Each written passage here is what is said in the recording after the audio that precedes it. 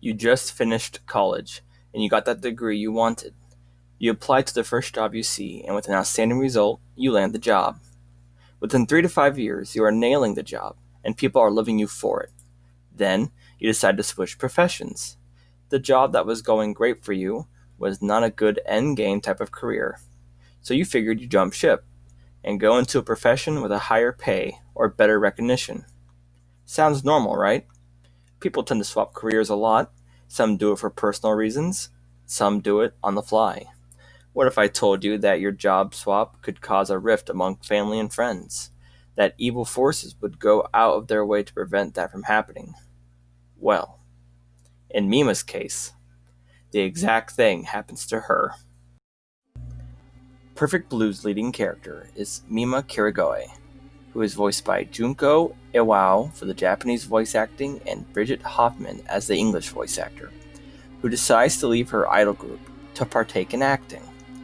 Fans are torn up on this. It causes people to question if her choices were a smart one, which causes a stalker to go and pursue Mima. With stalking and murders, Mima starts to lose her grip on reality, and her roles within acting and real life start to blur together. Mima is a character that is not the smartest person in the world, but she tries her hardest to do what's best for her. The movie makes her out to be way over her head, but still wants to push forward to prove to others that her swap of careers was a good one. She debuts in a film called Double Blind, and within the film, she only gets one line, which causes her assistant manager, Rumi, to worry about Mima's choice of swapping careers. Mima, however, is still nervous because she wants to try her best regardless of the situation, which plays a pivotal role in her decisions throughout the film. While this is happening, people are miraculously being murdered, and Mima is slowly getting affected by it. There are other notable characters I would like to talk about. So, the next character within the film is her assistant, Rumi. Rumi is another important character within the film. She is one of Mima's assistant managers, and like Mima, was an idol. Rumi helps Mima throughout the film with everyday things like helping her with the internet, and also tries to help Mima go the right direction in life, despite Mima not really following along. Another notable character I would like to talk about is the Stalker, which due to spoilers, I will not be naming him. So, let's just call him the Stalker.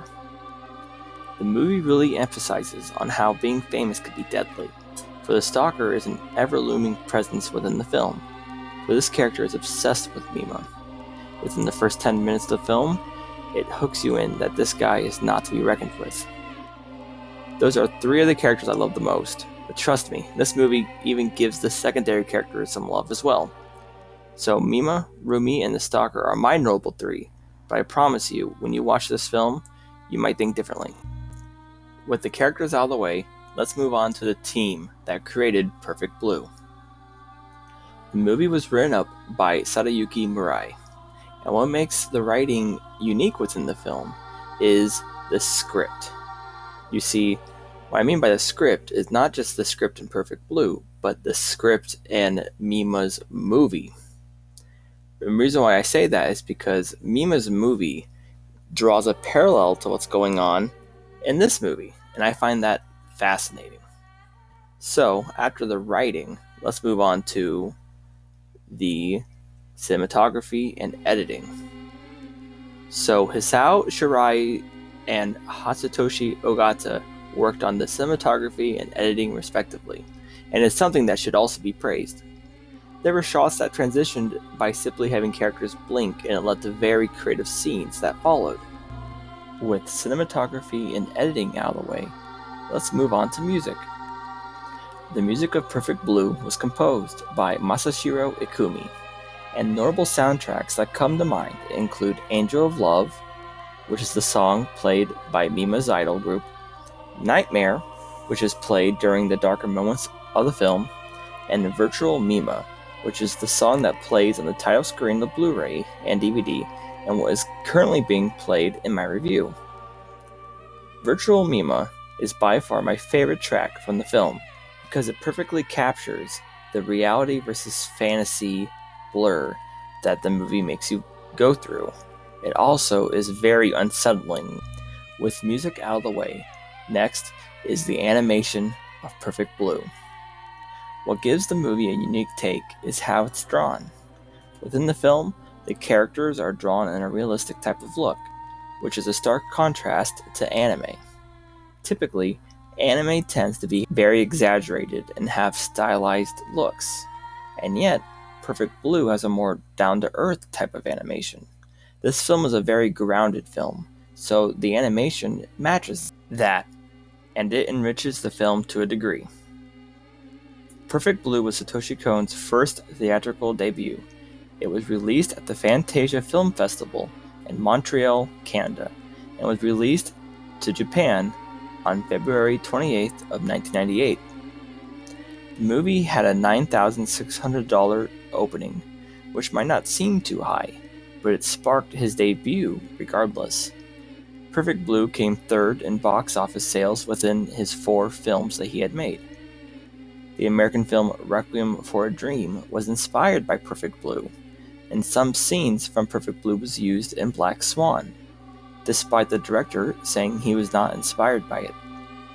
Kon's film, despite coming out in 1998, still to this day inspires others because of Perfect Blue's artistic scenes. And with all the bases covered, it's time for a wrap-up. Without spoiling much, all I will say is that when watching this film, pay close attention to the details sprinkled throughout the film. Every scene in this movie is important. Every piece is an important puzzle of Perfect Blue. Satoshi Kon, the director of the film, was known for balancing the show-do-not-tell method of filmmaking and cleverly explaining things that would not be considered spoon-feeding. Perfect Blue is more than just a movie. It is a take on individualism. It shows how people's careers can change other people as well, not just them. It also shows the darker sides of being famous. Often being famous can cause obsession and jealousy, and the film really covers this theme great. If you ever have the chance, I highly recommend this film. If you are looking for something that falls in the lines of a psychological thriller, drama, and horror, this film is a fantastic choice. Thank you for watching my review. If you liked what you see here, make sure to leave a comment, a like, and subscribe for more anime retro reviews. I bet you all are wondering what I will be reviewing next. Well, my next movie on my review chopping block is another film created by Satoshi Kon, Paprika. Till then, I'll see you next time.